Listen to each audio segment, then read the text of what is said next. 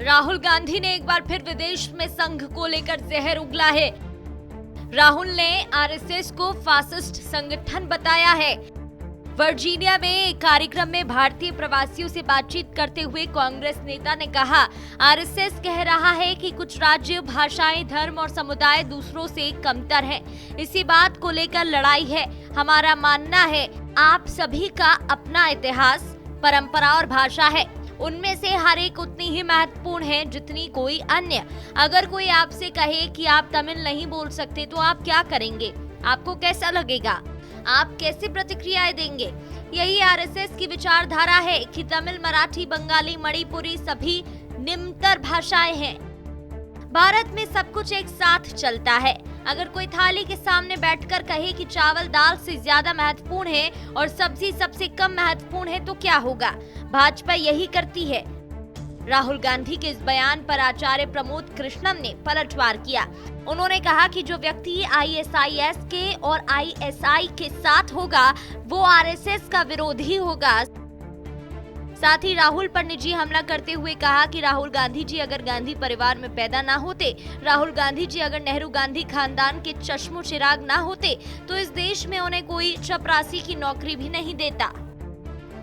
देखिए, जो व्यक्ति आईएसआईएस के और आईएसआई के साथ होगा वो आरएसएस का विरोधी होगा। जो आरएसएस के साथ होगा वो आईएसआईएस के साथ नहीं होगा। जो आईएसआईएस की विचारधारा से सहमत होगा वो आरएसएस के खिलाफ होगा। तो राहुल गांधी जी को ये स्पष्ट करना चाहिए कि क्या वो आईएसआईएस की विचारधारा के साथ है? क्या वो पूरी दुनिया में जिस तरह का आतंकवाद फैल रहा है उसके साथ है, उसको सपोर्ट करते हैं? क्योंकि आरएसएस एक ऐसा संगठन है जो राष्ट्र के साथ खड़ा है। आरएसएस किसी एक धर्म का, किसी एक जाति का, किसी एक वर्ग का, किसी एक भाषा का, किसी एक क्षेत्र का संगठन नहीं है।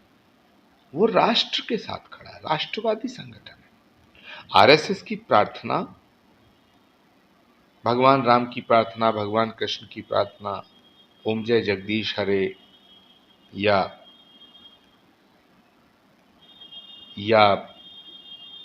नमामि शमीशान निर्वाण रूपम विभुम व्यापकम ब्रह्म वेद स्वरूपम, ये नहीं है। आरएसएस की जो प्रार्थना है वो है नमस्ते सदा वत्सले मातृभूमि। मातृभूमि की जो बात करता है, मातृभूमि की जो पूजा करता है, मातृभूमि की जो वंदना करता है, ऐसे संगठन पर हमला करना भारत पे हमला करने जैसा है। राहुल गांधी जी अगर गांधी परिवार में पैदा ना होते, राहुल गांधी जी अगर नेहरू गांधी खानदान के चश्म चिराग ना होते तो इस देश में उन्हें कोई चपरासी की नौकरी भी नहीं देता। ये पहला मौका नहीं है जब राहुल गांधी की विदेश यात्रा के दौरान उनके बयानों पर विवाद खड़ा हुआ हो। उनके पिछले कुछ वर्षों में विदेश यात्राएं विवादों में रही हैं। मई 2022 में ब्रिटेन दौरे के दौरान उन्होंने सीबीआई और ईडी का हवाला देते हुए भारत सरकार की तुलना पाकिस्तान से की थी। दिसंबर 2020 में इटली दौरे पर गए थे जब कांग्रेस का स्थापना दिवस मनाया जा रहा था, लेकिन वो शामिल नहीं हुए और इस पर भी विवाद हुआ। कुछ महीने बाद पंजाब, गोवा, उत्तराखंड, मणिपुर और उत्तर प्रदेश में चुनाव हुए। इसमें कांग्रेस का प्रदर्शन अच्छा नहीं रहा। दिसंबर 2019 में सीए के विरोध के दौरान राहुल गांधी दक्षिण कोरिया गए थे। उनकी इस यात्रा को लेकर कई कांग्रेसी नेता भी सवाल उठा रहे थे।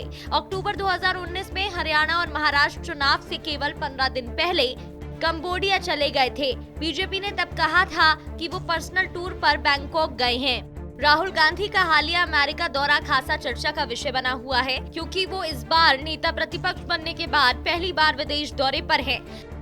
हरियाणा और जम्मू कश्मीर में चुनाव भी करीब है और राहुल के बयानों ने बीजेपी, आरएसएस और पीएम मोदी पर राजनीतिक तूफान खड़ा कर दिया है। फिलहाल देखना होगा कि राहुल के इन बयानों का आगामी विधानसभा चुनावों में क्या असर होता है।